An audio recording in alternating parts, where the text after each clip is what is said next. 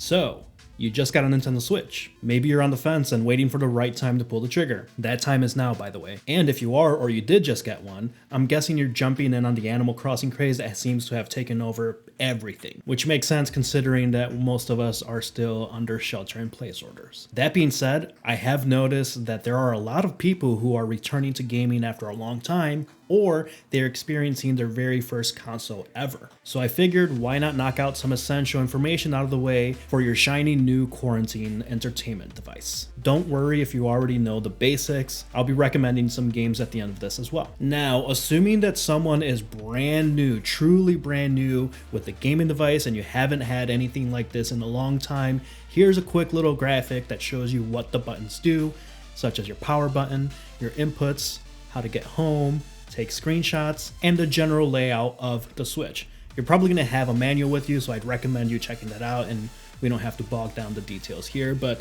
do know that modern consoles have sleep modes, so you don't have to power all the way down and you can get right back into your game without forcing a complete stop of progress. Let's run through the biggest differences between the standard Switch and the Switch Lite. There are two. Price point here is the most obvious one. A standard Switch brand new runs at around $300, while the Lite version is $100 cheaper, priced at $200, making a lot more sense as a budget play. Now, that's not without its drawbacks. The Lite version is effectively a Game Boy, as you lose the ability to dock into TV mode.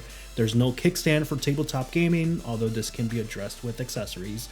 And perhaps most importantly, you lose motion controls. That last point in particular is important because there are some Switch games such as Mario Party that no longer are playable due to these motion control requirements. But I'd say you're still probably safe with 99% of games. I just bring that up so you don't get surprised. It potentially is a risk for some future games, although with this new device, we do hope that developers take note of this and implement solutions for non-motion controls. And finally, you also lose rumble. On the flip side, it's more portable than the standard Switch, and definitely is the more fun looking device, as it comes with 4 color options.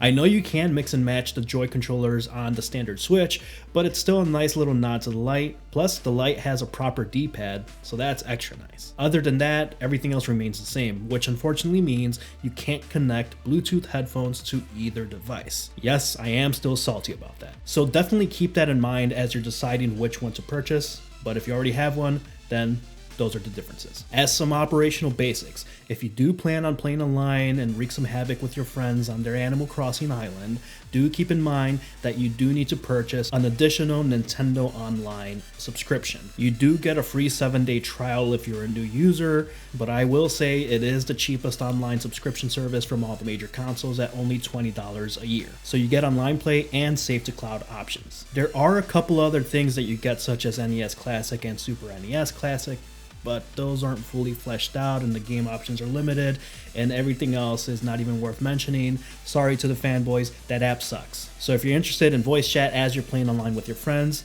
I personally recommend Discord instead of messing around with the Nintendo Switch app. As for the subscription, you can purchase that in the Nintendo Online store from your device, or enter the code from a physical card if you perhaps received it as a gift or bought one at the same time that you purchased your device.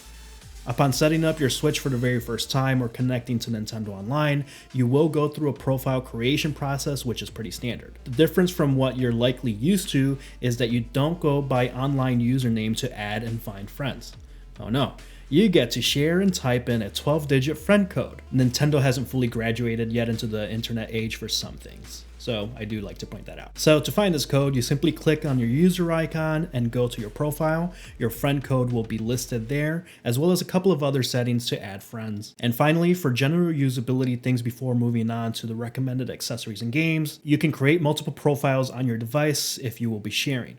But be warned, some games like Animal Crossing don't support separate game states, meaning that you do have to go and share an island, and well, do you really want to do that to your relationships?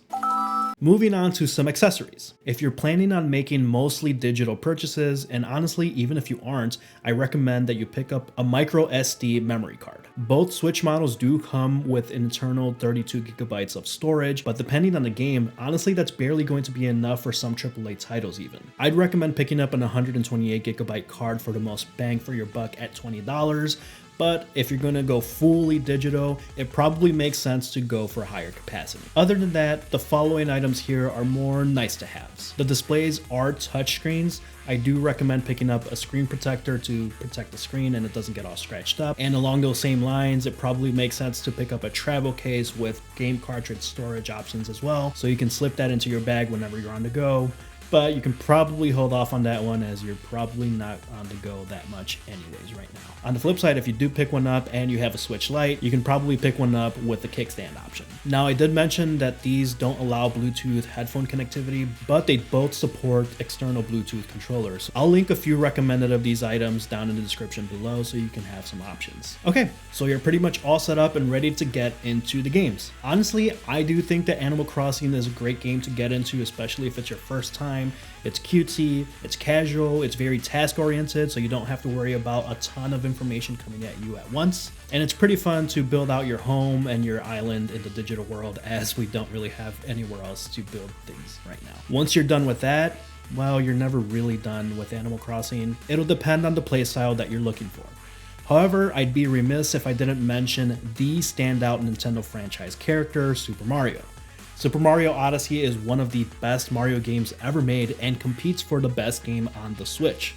Obviously, it depends on what you like, and the learning curve is a little bit steeper than Animal Crossing, but come on, it's Nintendo. You have to give a Mario game a shot. And once you do get a hang of it, the controls are super tight and responsive, and you'll find that the levels are very vibrant and just fun to look at. As for the other best game on the Switch, you have, of course, The Legend of Zelda Breath of the Wild. For you gaming vets that are new to the Switch, trust, you will love this one. For newer players, I'm not going to lie, the controls are the hardest from all the games on this list, but it's well worth the effort. Breath of the Wild is a complete and true open world experience, so if you like exploring and doing things much more freely, you'll enjoy the freedom that you are given here. Although that means that you don't really get a ton of direction on what to do exactly. That's kind of the beauty of open world games in the first place, if done correctly. On the more casual side, Untitled Goose Game really took the world by storm last year, so that's a safe and, more importantly, fun puzzle game that lets you be a goose and just do goose things as you terrorize a small town. It's great. Look at it.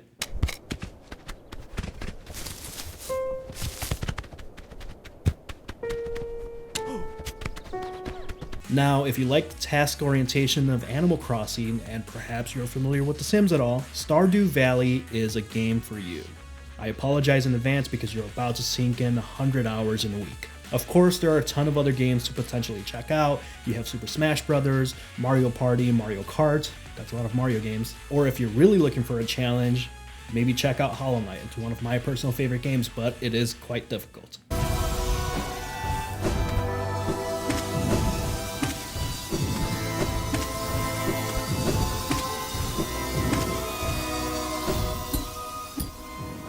No matter if you're new to games or just new to the Switch itself, there are a plethora of games for you to have some fun with. If you're interested in more specific recommendations on anything that I really talked about or your specific scenario, let me know down in the comments. And actually, before I sign off, I want to talk about something that's pretty important to me. For anyone that doesn't know, I am local to Chicago, and with all this COVID-19 stuff going on, it's been really difficult for a ton of industries. Something that I miss in particular right now is going to the bar with some friends and just having a good time. So with that, I've been helping some friends set up a fundraising event for local Chicago bars. We actually have a couple of different tournaments upcoming in March Madness style bracket fashion over the next couple of weeks to support our local bars. You can find that at supportchicagobars.com. I'll put more details and the links down in the description below. But if you have anything to spare, or you're local, or you've ever visited the city and enjoyed any of the bars here, I do recommend to check that out. Every dollar counts, so please consider donating if you can. Thanks, and I'll catch y'all next time.